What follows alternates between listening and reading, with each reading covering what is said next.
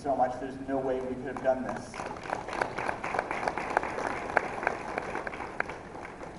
But at the same time, and I don't mean to, toot my own horn or Lacey's or anything, but we were working well over 15 hours a day. We were up, we were getting, maybe 3-4 hours of sleep a night trying to pull this thing off.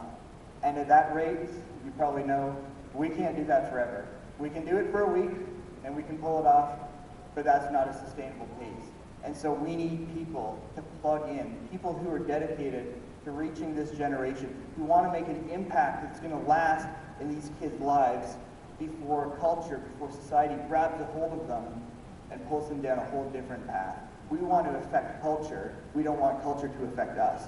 And so we need people. Over the next couple months, we're going to be asking for your help. I might be coming up to you individually if that's what it takes and asking, can you help me with this? Because I know it's a whole lot harder to say no if I target you as an individual. But in order to do this, this needs to be a church-wide commitment. We need to say, we're going to make this work together. Me and Lacey, the few volunteers we have, we're going to do our best that we can do. But how much better would it be if we had everybody on board? If we had all cylinders firing, the possibilities are endless. And, God's placed these kids here in our midst for a reason, for a purpose, I believe. And if we just let them slide through our fingers because we didn't do all that we could do, then shame on us. But we need to pull together. So one of the big things that I'm going to be asking in the fall, we're going to be looking at really kicking off as soon as September hits. Once we get through the summer, we're going to be needing small group leaders for the kids.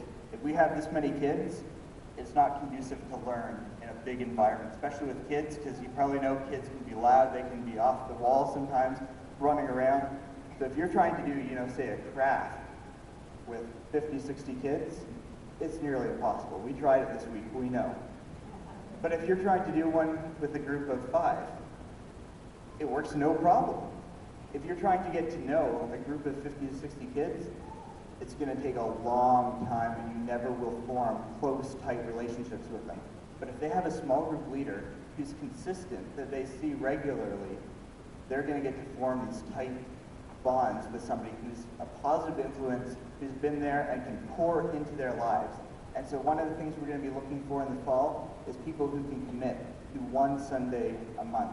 We're saying right now, if we could split into 4 groups, that would mean we would need about 16 leaders to help us out so that you would only have to do it 1 time a month.